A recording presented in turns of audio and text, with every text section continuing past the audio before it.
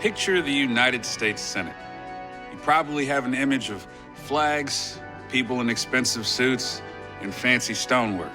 What you might not picture is senators peeing in a bucket in a closet just off the Senate floor, reading aloud from a phone book, or being physically restrained from throwing brass spittoons at each other.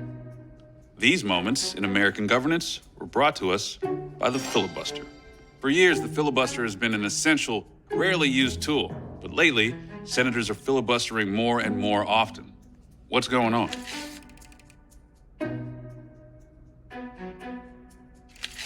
First of all, what's a filibuster?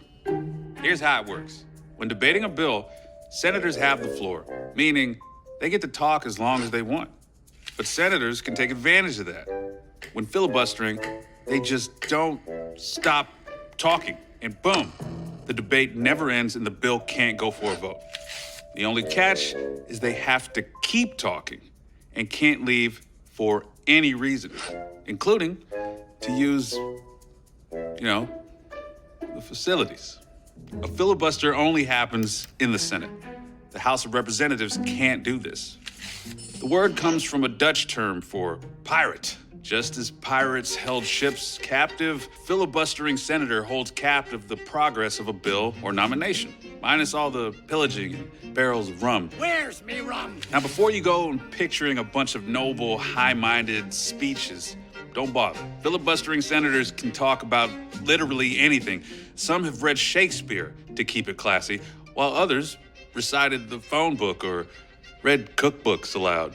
The record for longest filibuster is held by Strom Thurmond, a senator from South Carolina who spoke against the Civil Rights Act for an astonishing 24 hours and 18 minutes.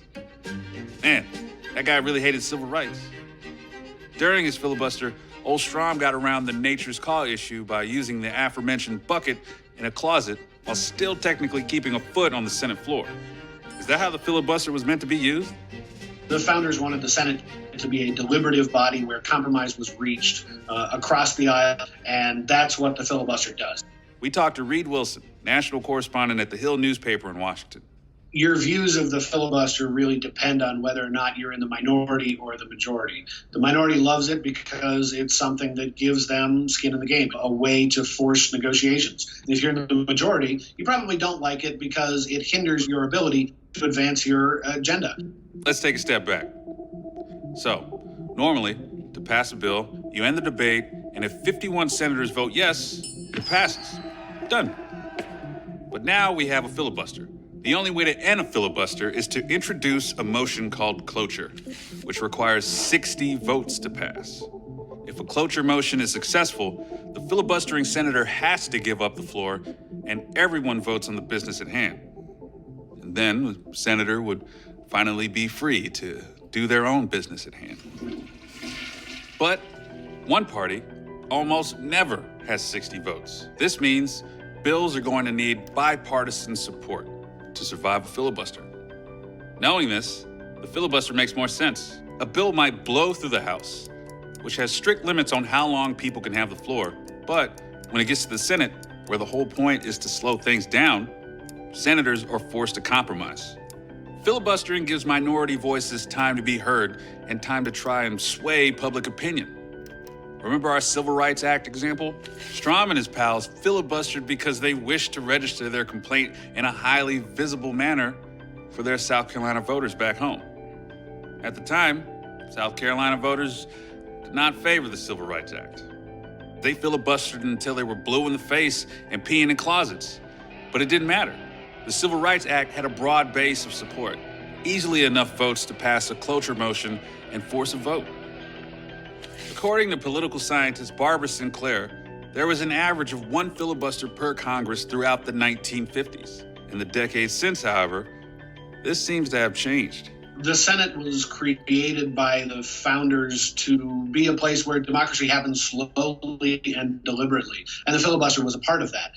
It's been used more and more in recent years. You can see a logarithmic increase in the use of the filibuster since about the 1960s.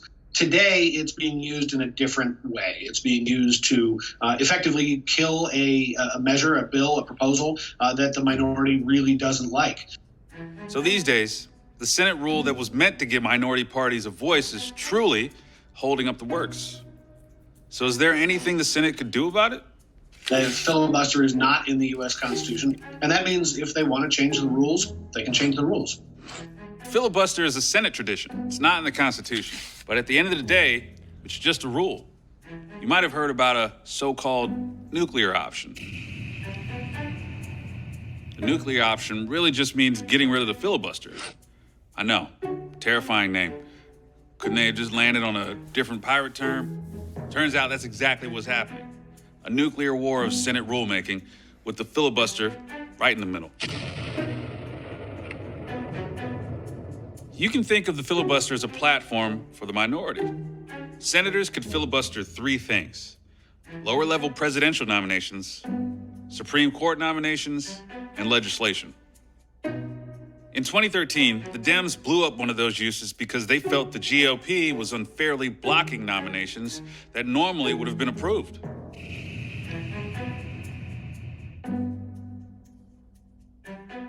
But the nuking wasn't over. The GOP struck back, eliminating the ability to filibuster Supreme Court nominations so they could put Neil Gorsuch on the court. Now, all that remains of the once mighty filibuster is the ability to hold up votes on legislation. So what happens in a world without the filibuster?